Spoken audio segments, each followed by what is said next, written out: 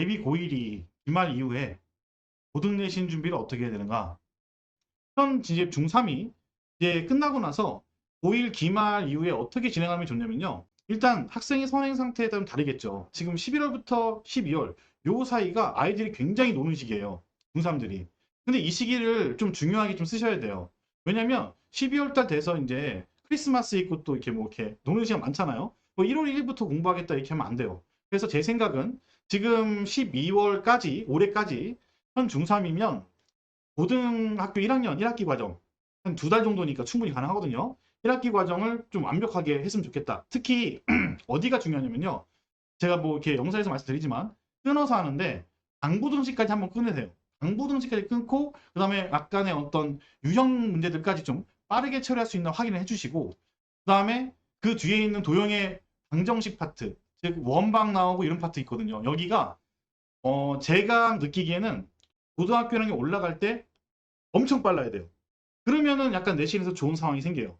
그러니까 이 부분을 좀 주로 공략을 하시는 걸로 가세요. 그리고 항상 심화를 나갈 때는 선행의 개념을 나가시면 돼요. 그러니까 심화를 다 끝낸 다음에 선행을 나가는 게 아니고 선행 개념 같은 경우에는 이제 아이가 이해하는 측면이니까 또 한두 번 가지고는 안 되거든요. 계속 이해를 해야 되니까 고등학까지 뺄 건데 저는 그래서 저 같으면은 학생의 상태가 만약에 12월까지 고1 상부분에 있는 부등식까지 좀 약간 심화를 들어갈 수 있는 상태가 됐다 한다면은 이제 바로 그 원의 방정식 이쪽 도형의 이동이나 이쪽까지 좀 유형을 좀 이렇게 많이 풀 수 있도록 빠르게 풀 수 있도록이죠. 중요한 건 그렇게 좀 유도를 해주시면서 1월부터는 고등 상에 좀 부족한 부분인 좀 심화 부분이나 그다음에 고등 하 부분에서 좀 아이들이 좀 어려워하는 부분이 처음에 집합명제보다도 이제 뒤쪽 가시면 이제 역함수 부분 있죠. 합성수 역함수. 이쪽 부분이 정말 중요하거든요. 이쪽 부분. 그다음에 순열조합. 근데 저는 고등수학 공부하는 방법을 순열조합부터 하라고 하죠. 그러면 순열조합부터 진행하게 되면 이제 약간 밀리게 돼요. 그러니까는 저는 1월 달 안에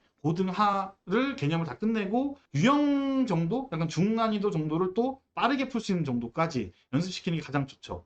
그 다음에 이제 심화를 그러면 한 권 정도로 또 고등하를 1월 말에 나갈 거 아니에요? 그러면 2월 달부터는 그 심화를 처음부터 돌려야 돼요. 고등 이제 상부터 하를 돌리는 거죠. 1년치를. 그러면서 3월이 될 때 전까지는 좀 수원을 좀 나가주면 되는데 수원을 왜 나가라고 하냐면 제가 그 연산 있죠, 연산. 연산 같은 경우에는 제가 항상 말씀드리는 게 고등 연산의 끝은 고등학교 2학년 수원 과정의 지수로그까지예요.